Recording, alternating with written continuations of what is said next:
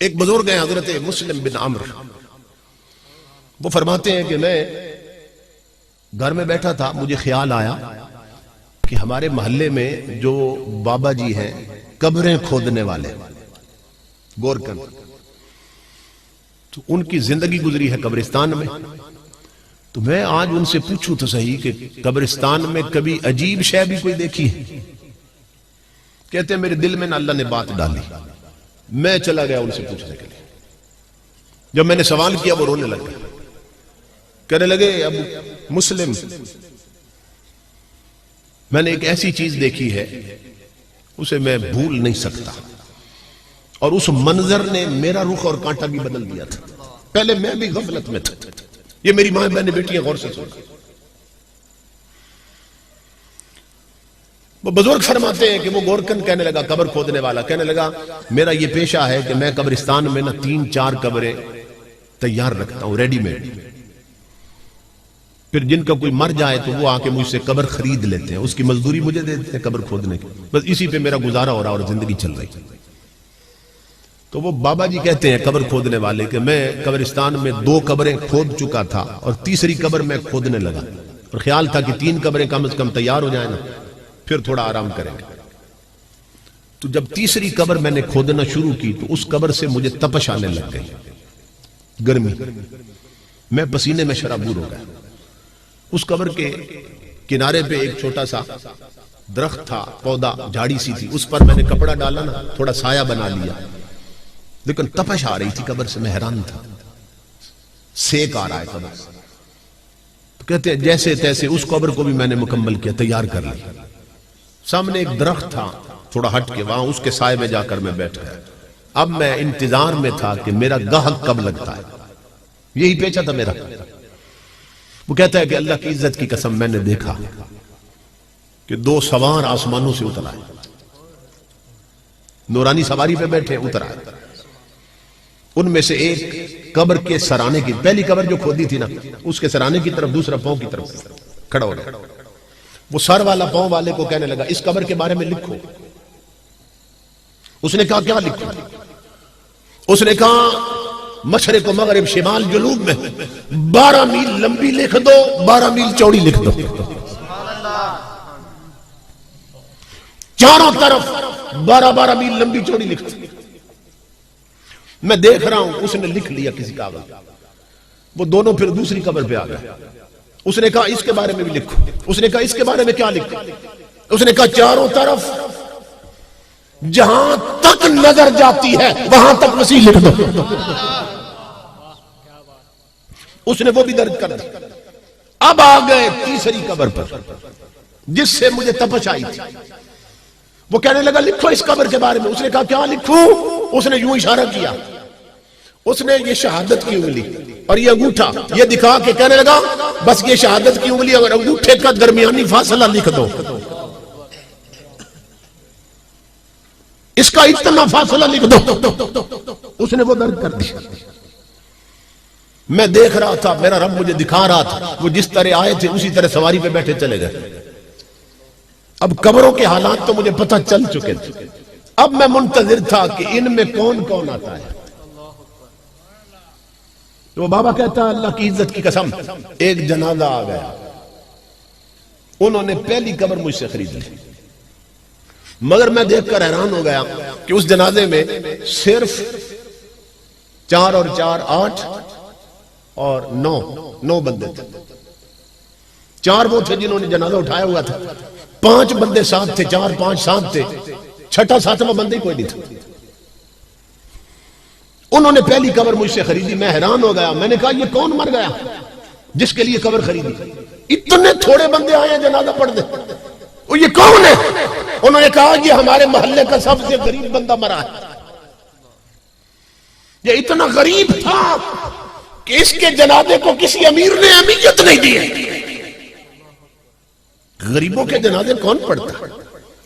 غریبوں کے جہاں میں وقت بھی رک رک کے چلتا ہے، کبھی صبح نہیں ہوتی کبھی شامیں نہیں ہوتی، تو ہم تو جنازے بھی ادلے بدلے میں پڑھتے ہیں کہ میرے مرے تھے تو یہ پڑھنے آئے تھے، اب ان کے مرے ہیں تو میں پڑھ جاؤں۔ غریبوں کے جنازے کون پڑھتا؟ وہ کہنے لگے یہ اتنا غریب تھا کہ اس کے جنازے میں بھی کوئی نہیں آیا اور ہم نے چندہ کر کے اس کے کفن دفن کا انتظام کیا. اتنا غریب اور اسی چندے سے تجھے قبر کی مزدوری بھی دی ہے. میں نے ان سے پوچھا, میں نے کہا آپ بتاؤ مجھے, بے شک غریب تھا مگر اس کا کردار کیسا تھا؟ تو ایک بندہ کہنے لگا سن اللہ کی عزت کی قسم, یہ دولت کا غریب ضرور تھا مگر سجدوں کا غریب نہیں تھا, کلمے کا غریب نہیں تھا. یہ گلی میں چلتے ہوئے بھی اپنے نبی پہ درود پڑھتا رہتا تھا, یہ بیٹھا ہوا بھی کلمے کا ورد کرتا رہتا تھا, اس کا اکثر وقت مسجد میں بیتتا تھا, یہ وضو میں رہتا تھا. کہتا ہے میں نے اس کی مزدوری واپس کر دی. میں نے کہا اس ثواب میں بھی شریک ہوتا, جسے 12 میل لمبی 12 میل چوڑی مل رہی ہے, یہ تو اللہ کا نیک بندہ ہے. میں نے پیسے واپس کر دی. وہ دفن کر کے چلے گئے. میں پھر درخت کے نیچے بیٹھا تھا, انتظار میں تھا اب دوسری میں کون آتا. کہتا ہے پھر ایک جنازہ آ گیا. کچھ وقت کے بعد انہوں نے دوسری قبر مجھ سے خرید لی, اور اس پر میں اور حیران ہوا. کس بات پر؟ کہ اس بندے کے جنازے میں صرف وہی بندے آئے تھے جنہوں نے اس کی چارپائی اٹھا رکھی تھی. 4 بندے 5واں بندے کوئی نہیں تھا. میں حیران ہوا. میں نے کہا یار وہ یہ کون مر گیا؟ اتنے تھوڑے بندے آئے جنازہ پڑھ گئے, صرف 4 بندے, یہ کون ہے؟ وہ کہنے لگے یہ ہم بھی نہیں جانتے یہ کون ہے, یہ مسافر ہے, پردیس میں مر گیا ہے, یہ کہیں اور کا رہنے والا, سفر میں مرا ہے, ہم نے پردیسی سمجھ کے اس کا کفن دفن کیا, ہمیں نہیں معلوم یہ کون ہے. وہ بابا کہتا ہے قبر کھودنے والا میری چیخ نکل گئی. میں نے انہیں کہا تم تو نہیں جانتے یہ کون ہے مگر میں جانتا ہوں یہ کون ہے. یہ کوئی محمد عربی کا سچا غلام آیا ہے, یہ کوئی رب کا ولی آیا ہے کہ جسے حد نظر تک وسیع قبر مل گئی. یوں فیصلے ہوتے ہیں.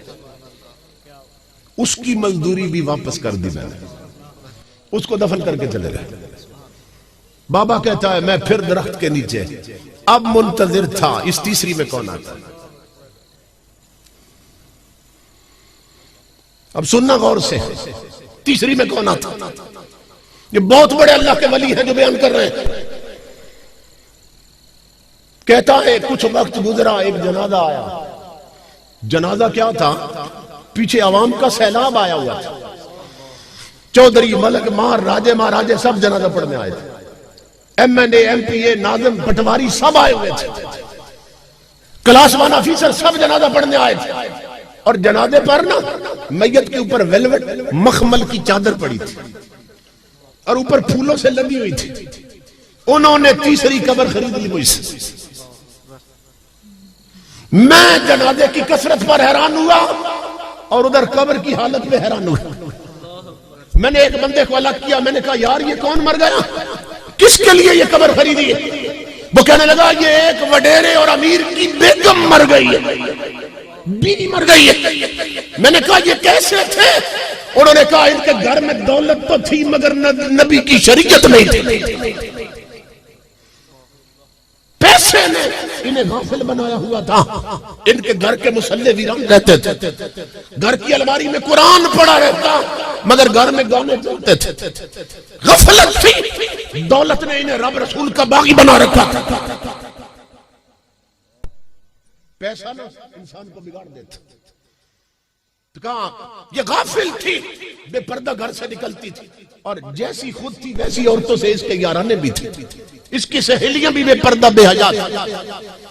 وہ بابا کہتا ہے قبر کھودنے والا مسلم, اس دن سے میرا کانٹا بھی بدل گیا, میری غفلت کی پٹی بھی اتر گئی اور مجھے یہ بات سمجھ آ گئی کہ یہاں قبرستانوں میں زمین کے نیچے یہاں عہدے نہیں چلتے, ذات نہیں چلتی, دولت نہیں چلتی. یہاں اگر چلتی ہے تو صرف مدینے والے کی غلامی چلتی ہے. یہاں تاجدار کائنات کی تابعداری چلتی ہے. یہاں اور